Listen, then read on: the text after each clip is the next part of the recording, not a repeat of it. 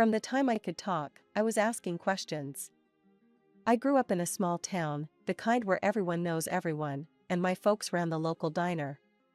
It was in this bustling little eatery that I found my first audience. "Emma, you're gonna drive all my customers away with your pestering," my dad would joke as I grilled his regulars on their thoughts about everything from the mayor's new policies to the high school football team's latest game. My mom, always the supporter of my curiosities, handed me a toy microphone one Christmas. "Here, maybe this will make it more official," she chuckled. And boy, did I take it to heart. Every evening, our living room transformed into my personal newsroom. My dolls, lined up on the couch, became my first interviewees, each assigned a role, from the town doctor to the local librarian. But it wasn't long before I started roping in real people. "Grandma, do you think cookies should be allowed in the library?" I asked one day, my toy microphone up to her face as she sat knitting by the fireplace. "Child, if they let cookies in there, I'd live at the library," she replied, playing along. My grandpa wasn't spared either. After retiring from the factory, he loved to sit on the porch, whittling wood. "Grandpa, what's your take on the mayor's plan to renovate the old mill?" I'd quiz, standing with my notebook at the ready. "Damn fool if you ask me. Throwing good money after bad," he'd grumble, not looking up from his carving. These early interviews might have been child's play, but they sparked something in me, a love for storytelling and uncovering the truth. School didn't do much to quench this thirst. Instead, it gave me a platform. High school brought real opportunities, the school paper. Suddenly, I wasn't just a kid with a toy mic, I was Emma Hayes, junior reporter. I covered school board meetings, interviewed new teachers, and reported on every bake sale and book drive. By the time I graduated, I had a clear plan. I was going to go to college, study journalism, and become a professional reporter. Nothing could sway me. My heart was set, and my path was clear. As I packed up my stuff for college, my mom handed me a new, real microphone, a step up from the toy I had as a kid. "For your first real interview at college," she said, her eyes a mix of pride and sadness as her little girl was leaving the nest. "Thanks, Mom. I'll make you proud. I promise." And as I drove off to college, I knew I was stepping into a future I'd dreamed of since I was a girl with a fake microphone and a head full of questions. College was a blur of late nights, strong coffee, and endless stories. I dove into journalism headfirst, hungry for every bit of experience I could get. By the time I graduated, I wasn't just ready to take on the world of news, I was itching for it. Landing my first job at a local newspaper was like stepping into a dream. The office was chaotic, papers everywhere, phones ringing non-stop, and there I was, smack in the middle of it, eager as ever. "Hey, Emma, you're covering the city council meeting tonight. Don't screw this up, newbie," my editor barked on my first day. He was a grizzled old journalist named Frank, who'd seen it all and wasn't easy to impress. "Got it, Frank. I won't let you down," I replied, clutching my notepad like a lifeline. That night, I scribbled notes furiously, determined to capture every word. The next morning, Frank tossed a copy of the newspaper on my desk. My article was front and center. "Not bad for a start, kid. Keep this up, and you might just make a name for yourself." I grinned, feeling a swell of pride. I was on my way. From city politics to local festivals, I covered it all. But it wasn't just about attending events and writing reports, it was about digging deeper, finding the story beneath the story. One chilly afternoon, while covering a local business conference, I bumped into a man in a sharp suit who looked lost. "Excuse me, ma'am, can you point me to the panel on economic development?" he asked, looking around confused. "Follow me, I'm headed that way myself." "So, what's your interest in economic development?" I asked, sensing another story. "I own a tech startup. We're trying to figure out if this town's ripe for our next expansion," he explained as we walked. That conversation turned into a front-page feature on how small towns were attracting tech entrepreneurs. The story caught fire, and suddenly, I wasn't just a reporter, I was Emma Hayes, the voice of our evolving small town. With each story, my reputation grew. I moved from the local paper to a regional magazine, where the stakes were higher, and the stories more impactful. Emma, I need you on the entertainment beat this month. There's a film festival coming up, and I want behind-the-scenes scoops, not just fluff. My new editor, Sheila, instructed. No fluff, got it. I'll dig up something good, I assured her, eager to prove myself in the new arena. At the festival, I caught wind of a dispute between a well-known director and a young actor. Instead of just covering the event's glitz and glam, I found myself mediating and interviewing both parties. Why should I talk to you? You're just gonna twist my words, the director snapped when I approached him. Look, I'm here to give you a fair shot to tell your side. I'm not in the business of twisting anything, I shot back, not backing down. He eyed me warily, then sighed. Fine. Let's have it then. But I'm watching you, reporter. The article was a hit. It painted a complex picture of the challenges in the film industry, far from the usual red carpet coverage. Readers loved the insight, and my phone was buzzing with compliments and more tips for stories. Emma, that piece on the festival was stellar. You're making waves, kid. Keep at it, Sheila said, a rare smile cracking her usual stern demeanor. With every article, every interview, I felt like I was building not just a career, but a legacy. The more stories I told, the more I realized how much there was to tell, and I wasn't going to stop. Being a recognized face in journalism, especially as someone stirring up the local scene, got me invites to every highbrow event in town. But it was at a charity gala dedicated to raising funds for children with cancer where my life took an unexpected turn. That night, draped in a simple yet elegant black dress, I was ready to cover the event, not knowing it would lead me into the personal story of my life. I was sipping on some sparkling water when he approached me, Michael Sterling, a name synonymous with generosity in our community through his work with his charitable foundation. Emma Hayes, right? I've seen you on TV. You're much more beautiful in person, he said, flashing a smile that I later learned had won over countless donors and supporters. Thanks, Michael. Your foundation's work is impressive. It's not every day you see such dedication, I replied, genuinely admiring what I believed was his commitment. The connection was instant. His charm wasn't just surface deep, or so I thought. He was knowledgeable, witty, and seemed genuinely interested in making a difference. We talked the entire evening, about everything from journalism to the intricacies of running a nonprofit. As we started dating, he introduced me to his mother, Victoria Sterling, the co-founder of the charity and an imposing figure with a steely gaze. I've heard a lot about the entertainment on television these days, she remarked during our first meeting, her tone suggesting disapproval. Television has all sorts, Mrs. Sterling. I stick to telling stories that matter, I responded with a shrug, trying not to let her obvious skepticism get to me. Our relationship blossomed despite Victoria's icy demeanor. Michael was adept at smoothing over any awkwardness, always there with a compliment or a thoughtful gesture. After a year of whirlwind romance, we got married in a small, elegant ceremony. Married life meant more involvement in Michael's charity. I found myself covering their events, my public profile lending more visibility and credibility to their cause. Donations surged, and it felt good to think my work was contributing to something meaningful. As months rolled on, Victoria's sharp comments became more frequent, especially when we were alone. I saw your last piece on the mayor's housing policy. Be careful, Emma. People don't always appreciate the truth. You might find yourself less popular if you stir the pot too much. Isn't the truth the point of journalism, Mrs. Sterling? I countered, my patience wearing thin.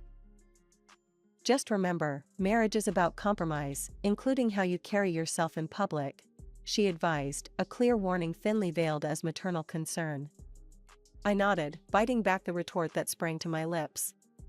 Michael, ever the mediator, would later smooth things over, telling me, she means well, Emma. She's just set in her ways. Let's not ruffle feathers. So, I continued, my career intertwined more deeply with the charity than I ever intended. At every event, smiling beside Michael, part of me wondered if the smiles we wore were just another mask for the cameras. But I shook off the doubts, focusing on the good we were purportedly doing. Buying the house with Michael felt like the last piece of our perfect life puzzle clicking into place. It was a beautiful, sprawling property with gardens that could have been torn from a magazine cover. I walked through the rooms, envisioning the laughter of children echoing through the halls, the kind of dreamy future I'd always hoped for. But Michael threw cold water on that dream quickly. "Emma, let's not rush into kids. We've got so much going on, and with the charity taking off, it's just not the right time," he said one evening as we unpacked the last of our boxes. I tried to hide my disappointment. "Sure, I get that. We can wait," I replied, tucking away my hopes like the linens I was storing in our new oak cupboard. As the days turned into months, the house felt less like a home and more like a beautiful stage set. The real act played out every Sunday at dinner with Michael's mother, Victoria, who perfected her role as the doting mother-in-law in public, only to reveal her true character behind closed doors. One such Sunday, as we sat around the lavish dining table laden with fine china and crystal, Victoria started in on me, her words sharp and precise. "Emma, darling, I saw your last interview. It's a wonder you managed to keep your job, laughing like that on air. You sounded like a nervous schoolgirl." Her words stung, and I felt Michael stiffen beside me. But instead of coming to my defense, he only nodded in agreement with his mother.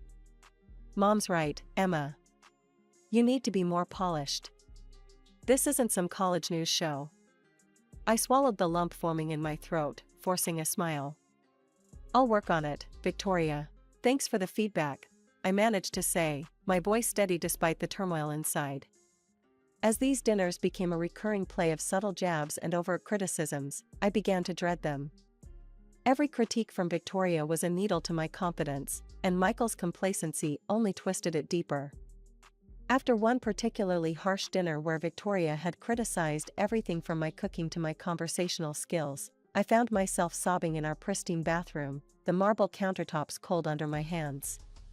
The next morning, my eyes puffy from tears, I faced Michael in the kitchen. "Does it really not bother you, what your mother says?" I asked, hoping for some sign of support. "Look, Emma, she's my mother. She means well. You need to toughen up. This industry, our social circles, they're brutal. If you can't handle her, how will you handle real adversaries?" he said, not meeting my eye. I was silenced by his words, the implication clear, I was on my own in this. As he left the room, the finality of our conversation hung heavy in the air. It was an ordinary Thursday morning when my mother-in-law showed up unannounced at our door, her face set in a determination that usually spelled trouble for me.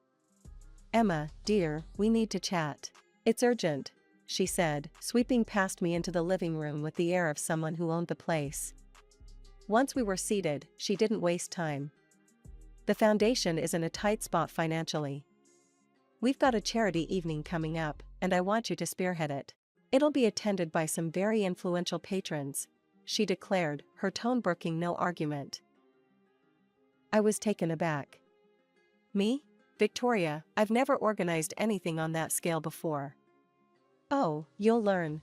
Besides, with your public image and the trust you've garnered, you're the perfect face for the event. Think of this as broadening your horizons," she said, a sharp glint in her eye that I couldn't quite read. The conversation felt loaded, her intentions wrapped in layers I couldn't peel back just then. "All right, I'll do my best," I agreed reluctantly, feeling the weight of her expectations pressing down on me. "Excellent. Oh, and while you're up, could you set the table for lunch? I'm famished," Victoria added, dismissing me to the kitchen as if I were a maid in my own house. As I left to fetch the plates and cutlery, I realized I'd forgotten my phone on the coffee table. Just as I was about to go back for it, I heard their voices, Victoria and Michael, murmuring in the living room. Curiosity pinned me in place, just out of sight. She's so beloved by the public, it's the perfect setup. Once we get her to take over, we can execute the transfer, and then when everything collapses, it'll be Emma left holding the bag," Victoria explained with a cold laugh that chilled me to the bone. The plan was horrifyingly clear. They intended to use me as a scapegoat for whatever shady dealings they were embroiled in. A tightness gripped my chest, but I forced myself to walk away, to prepare lunch as if nothing had happened. At the table, I played the dutiful wife and daughter-in-law, smiling and nodding while my mind raced with the betrayal. The food tasted like ash in my mouth, but I kept my facade intact. That night, Michael was his usual, detached self, not once betraying the conversation I wasn't meant to hear. I lay beside him in bed, staring at the ceiling, the darkness around us a mirror to the bleakness settling in my heart. "What's on your mind, Emma? You've been quiet all evening," he finally asked, some semblance of concern threading his voice. "Just thinking about the charity event. It's a big responsibility, you know?" I said, keeping my voice neutral, hiding the storm inside. "You'll do great. You always do," he replied, and turned over. The conversation closed. But sleep eluded me. I got up, pacing the silent house, grappling with the enormity of their deceit. How could I, known for my integrity, become entangled in their web of lies? How deep did this betrayal run, and how could I protect myself? I woke up with a heavy heart but a determined mind. After Michael left for the office, I immediately called Lisa, my old college friend who had become a sharp-witted lawyer. "Lisa, it's Emma. I need to talk, something serious," I said as soon as she picked up. "What's going on, Em? You sound stressed." Lisa's voice was full of concern. "It's Michael and his mother. I overheard them planning to use me as a scapegoat for embezzling funds from their charity," I confessed, my voice barely above a whisper. "Emma, that's serious. But without hard evidence, accusing them could backfire on you," she cautioned. "I know, and with the charity event coming up, I barely have time to breathe, let alone play detective. Let me help. I know someone experienced with charity events. He can take over the planning, which will free you up to gather evidence," Lisa offered. "That would be a lifesaver," I sighed in relief, grateful for her swift support. "Don't worry, I'll handle the event side. You focus on digging up what you can," she assured before hanging up. With the event in capable hands, I turned my attention to gathering evidence. I knew Michael's office was at the charity's headquarters, but he often worked from his home office, where he kept a duplicate of all his work files. Lucky for me, I knew his password. It was our anniversary date. Once inside his office, the search was meticulous. His computer was a goldmine. I found financial statements and email correspondences that confirmed the misuse of funds and even references to fake charity cases. It was all there, black on white. I copied everything onto a USB stick. But I needed more than documents. I needed their own words against them. Remembering a small voice-activated recorder I had tucked away in a drawer, I decided it was time to use it. I placed it discreetly in the living room, hoping to catch any incriminating conversations. Over the next few days, while I was supposedly busy with event preparations, the recorder picked up more than I could have hoped for. Michael and Victoria didn't hold back, secure in their deception. One particular conversation chilled me to the bone. "I can't stand these events, pretending to care about these sick kids." Michael's voice dripped with disdain. "It's all for a good cause, the cause of filling our accounts." Victoria's cruel laughter followed. Their words, cold and clear, were the final nails in the coffin. They weren't just using the charity for money, they were utterly heartless. The night before the charity evening, Victoria came over to check on the preparations. "I hope everything is ready for tomorrow, Emma. Don't embarrass us," she warned, eyeing me like a hawk. "Everything's set. The guests will love what we've planned," I assured her with a calm I didn't feel. Her gaze lingered on me a moment longer before she nodded stiffly and left. Sleep was elusive as I played over the possible outcomes of tomorrow's revelations. By morning, a resolute calm had settled over me. Today would be the end of one chapter and, hopefully, the start of something cleaner, something honest. The grand ballroom was abuzz with the chatter of well-dressed guests, their eyes wide with admiration for the lavish decor and the noble cause they were gathered to support. As I watched from the wings, my stomach churned with nerves and determination. This evening would change everything. Victoria took the stage first, her voice resonant as she addressed the crowd. "Tonight, we celebrate the incredible progress we've made for these precious children," she said, gesturing to the large screen displaying the smiling faces of young beneficiaries. The room filled with applause, some guests wiping away tears at the touching display. Michael followed, his charm dialed up as he spoke passionately about the need for more funds. "Let's not just meet our goals, let's double them, for the sake of these children who rely on us," he implored, as the account details flashed on the screen. Text messages pinged around the room as guests received the donation instructions. Then it was my turn. My heart pounded as I took the stage, the microphone slightly trembling in my hand. "Thank you, everyone, for your incredible support," I began, my voice steady despite the storm inside. "Before you proceed with your generous donations, I ask for just a few more minutes of your attention." I nodded to the technician offstage.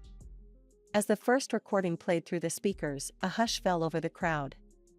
Michael's voice filled the room, cold and calculating, as he discussed using me as a scapegoat for stealing from the charity. A murmur of disbelief spread through the hall, growing louder as more recordings revealed the true nature of their so-called charity work. Victoria's laughter after discussing how they exploited the sick children sent a shiver through the audience. Then, with a click, the damning financial reports appeared on the screen, detailing years of embezzlement and deception. The room erupted. Angry voices clashed with cries of betrayal. "How could they?" someone shouted from the back. Michael, his face pale as paper, tried to slink away, but the police, already waiting in the wings on my cue, moved swiftly to detain him. Victoria, meanwhile, stood frozen, her eyes locked on mine, burning with fury. "This is why I hated you from the start," she hissed at me across the noise, her veneer of sophistication shattered. The guests were now demanding refunds, their previous admiration turning to scorn as they confronted my in-laws. The live broadcast on my social page was lighting up with comments, the viewership numbers skyrocketing as word of the scandal spread. My divorce from Michael was as clinical as it was quick, thanks to Lisa's relentless advocacy on my behalf. "You're going to start fresh, Emma, on your terms," she assured me as we signed the last of the papers, securing my half of the house. Michael and his mother faced a barrage of lawsuits from disillusioned patrons and long-standing supporters of the foundation. The courts didn't go easy on them, both were convicted of fraud. They ended up having to sell everything they owned to cover the settlements, but even that wasn't enough. They were left drowning in debts, a stark end to their fabricated empire of benevolence. In the aftermath, I threw myself into my work with renewed vigor. Armed with the truth, I conducted a deep-dive journalistic investigation into the dark underbelly of nonprofit organizations. My findings were eye-opening and sparked widespread debate, highlighting the vulnerabilities in charity operations. The report was broadcast on major networks, drawing attention and accolades from all corners of journalism. Inspired by the overwhelming response, I penned a book titled Living with a Monster. It detailed my personal ordeal and broader issues of trust and corruption in philanthropy. The book struck a chord with readers worldwide, quickly climbing the bestseller lists. One evening, as I sat in my new cozy apartment nestled in a friendly neighborhood, I reflected on my journey. The walls, lined with awards and tokens from my travels, seemed to echo back a life story of triumph and trials. My phone rang, pulling me from my thoughts. "Emma, it's Lisa. I just finished your book. It's incredible. You've turned your pain into something profoundly impactful." Lisa's voice was thick with emotion. "Thanks, Lisa. It was hard reliving it all, but if my story can change one person's perspective or prevent this from happening to someone else, it was worth every word," I replied, feeling a sense of peace. Beyond the acclaim and the success, I found a deeper purpose. I donated a significant portion of my royalties to a new charitable foundation, one I thoroughly vetted and believed in. This foundation was everything the sterling sham had pretended to be: transparent, compassionate, and genuinely dedicated to helping children. As I planned my schedule around upcoming investigations and speaking engagements, I often paused at my window, looking out over the bustling street below.